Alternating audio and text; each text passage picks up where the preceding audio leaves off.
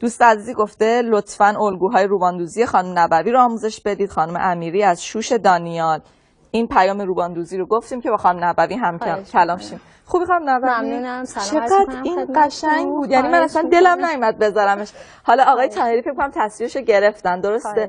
من اصلا امروز تا آخر برنامه تصمیم دارم این زیر دستم باشه، اگرچه خیلی زیباست. سلام علیکی با بیننده ها دارید، بفرمایید. خدمت همه بینندگان عزیز سلام عرض میکنم. امیدوارم ایام خوبی و شادی رو داشته باشین. خیلی متشکرم. قراره چی یاد بگیریم امروز؟ راستش من تا حالا پارچه‌ای که زمینه سفید بود می آوردم. امروز خواستم مخمل جیر استفاده کنم، چون که خیلی از هنرجوها سوال میکنن که چجوری روی مخمل کار بکنیم یا کلا روی مشکی چه نوع پارچه‌ای استفاده کنیم. چیزی که من ترجیح میدم برای کار مخمل جیره. ممکنه مخمل نوعی مختلف دارن خانم کردی. مخمل کشی هست، مخمل جیرم هست. مخمل جیر جنس بهتریه. کشی وقتی کش میاد ما نمیتونیم روش کار بکنیم مگر اینکه یه لایه پلاستیکی زیرش بندازیم که این کش نیاد دیگه.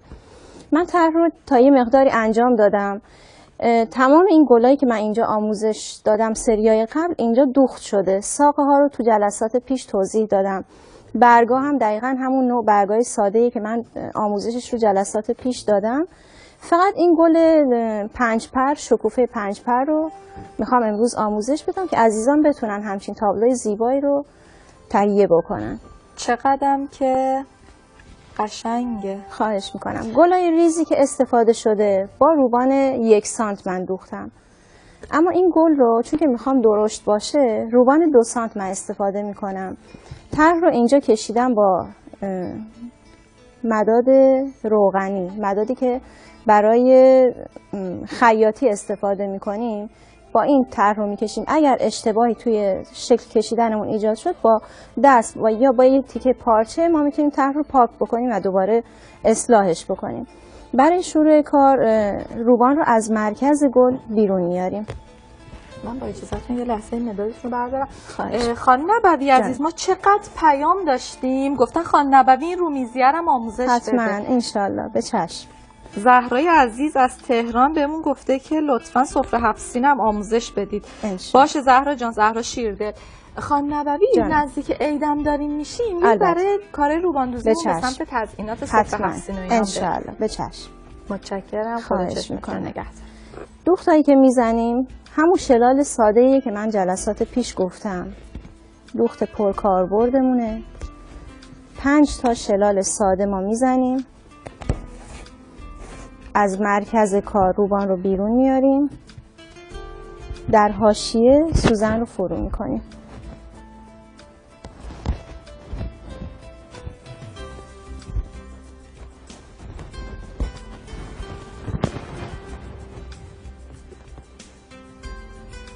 برای دوخت روبانای پهن از سوزنایی که نوک مثلثی شکل داره ما استفاده میکنیم، برای اینکه خود سوزن به ما کمک میکنه که پارچه شکافته میشه.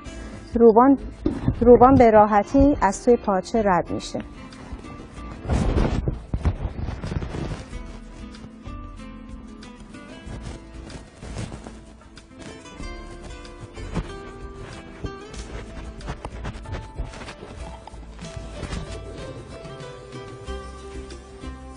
با دستمون یه مقداری روبان رو حالتش رو درست میکنیم چون که توی کار ممکنه پیچ بخوره. به همین شکل 5 تا.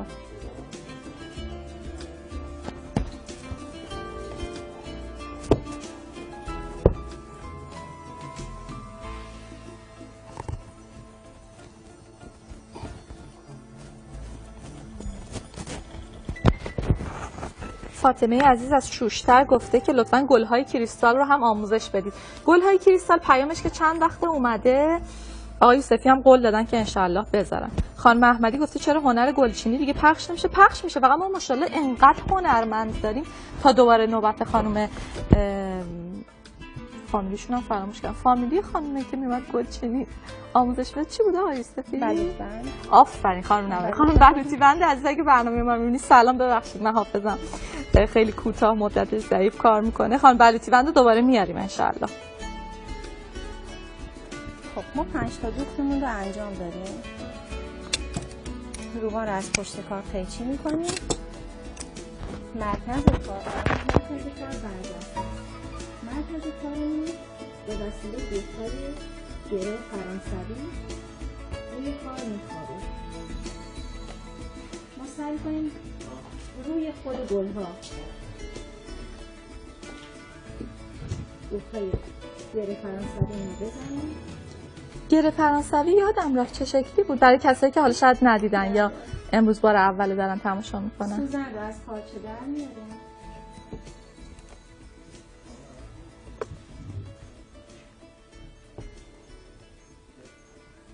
سوزن که در آوردیم یک دور سوزن روبان رو میپیچیم و دوباره سوزن رو در همون نقطه توی پارچه فرو می‌کنیم. فقط یه سوال، به خاطر اینکه اون قسمتی که الان شما پشت کار دارید در نره، اون روبان رو چیکار میکنیم؟ روبان رو باید گره بزنیم، سر روبان رو با یه شعله کوچیک بسوزونیم و روبان رو به پشت کار دوخت میکنیم با نخ و سوزن معمولی. خب آخر برنامه میایم که در واقع اون شکل ثابت کردنش رو هم ببینیم. پیاماتون داغ به دستم رسیده. خانم مرادی عزیز از امیدیه، معلومه بیننده پاتوقی مونه، گفته ما هر هفته بی‌صبرانه خانم نبوی منتظریم گل پیچیده آموزش بدی، بعد گل ساده آموزش میدی. خیلی فکر کنم حالا ان شاءالله برنامه‌های بعدی حتما.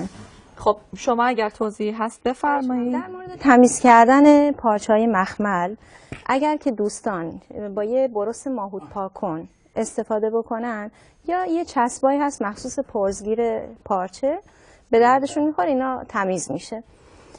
بعد اگر که توی کارگاه گذاشتن کارشون و خواب کارگاه رو پیدا کرد، کافیه که با یک پارچه نمدار در همون محلی که رد کارگاه روی پارچه مونده برخلاف جهت خوابش بکشن و این پرزها صاف میشه.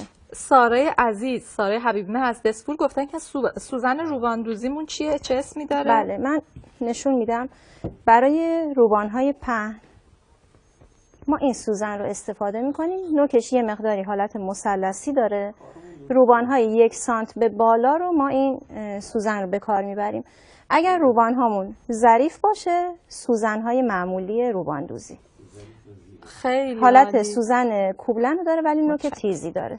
دست شما درد نکنه. توضیحی مونده؟ نه در خدمتتونم. فرصت داریم. دست شما درد نکنه خانم نوابی. این پیام ها برای برنامه بعدی اگر خواستید برنامه‌ریزی کنید. متشکرم از همه شما که همراه ما بودید امروز. واقعیت اینه که من به امید فرصت سلام دوباره همه شما رو به خدای بزرگ میسپارم.